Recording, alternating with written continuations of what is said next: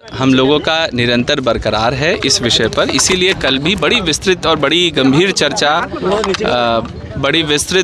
चर्चा इन्हीं बिंदुओं पे एक अच्छे माहौल में इंदौर में आयोजित की गई, जिसमें यही सारे बिंदु लाए गए थे।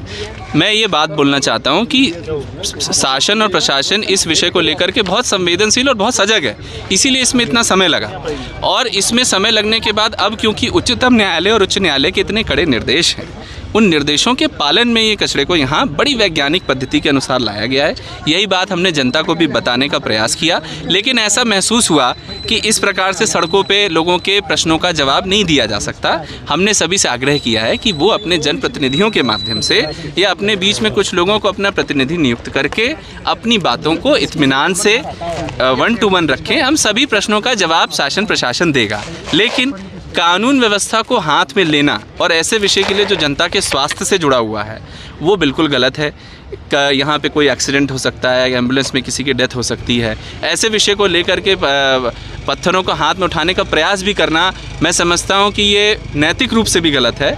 प्रशासन हर मोड़ पे हर दिन बात सुनने के लिए तैयार है और हमारा कार्य है कि हम लोगों की बात सुने। इसलिए आपके भी माध्यम से मेरा सभी से आग्रह है, कानून व्यवस्था को ना इम्पैक्ट करें। चर्चा में भी यही बात सामने आई, बहुत से लोगों ने उस चीज़ को समझा और उनकी आंखों में हमने उस चीज़ को देखा। माताओं, बहनों, युवाओं से हम लोगों ने 1 to 1 चर्चा की और ये महसूस किया कि वे हमारी बात को समझ रहे हैं। अब इसमें से, इस भीड़ में से कोई एक आदमी ऐसा सोच ले कि मैं कुछ कर दूँ ऐसा जिससे मैं दिखने लगूं या मैं कानून व्यवस्था को भंग कर दूं, वो हम नहीं बर्दाश्त करेंगे। सर, आक्रोश तो है, आक्रोश चारों तरफ के अलग-अलग सीमाओं में जी का जाम की स्थितियां जी बिल्कुल जाम की स्थितियां। ग्रामीणों का कहना है यदि आज कंट्रोल नहीं हुआ तो फैक्ट्रियों में नहीं आने का रोक, ऐसा हम नहीं होने देंगे। देखिए, पूरी व्यवस्था कानून व्यवस्था को बनाने के लिए ही रहती है, कानून व्यवस्था भी लोगों के लिए रहती है। हम कानून व्यवस्था कोई इन बिल्डिंगों के लिए, सड़कों के लिए कानून व्यवस्था बना के नहीं रखना चाहते हैं, हम आम जन के लिए बना के रखना चाहते हैं।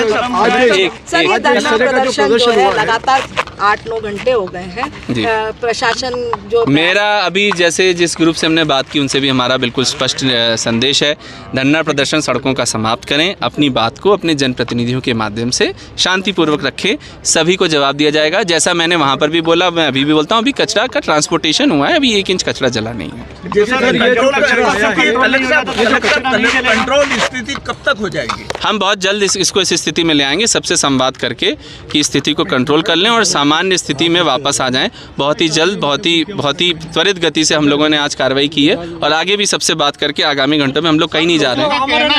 संवाद नहीं किया गया उन्हें? नहीं, ऐसा नहीं है।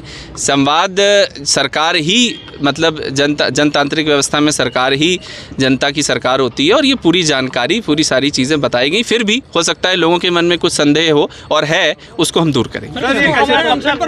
नहीं चलाया जाएगा जब तक नहीं, अभी ये सब निर्णय शासन स्तर पे होंगे।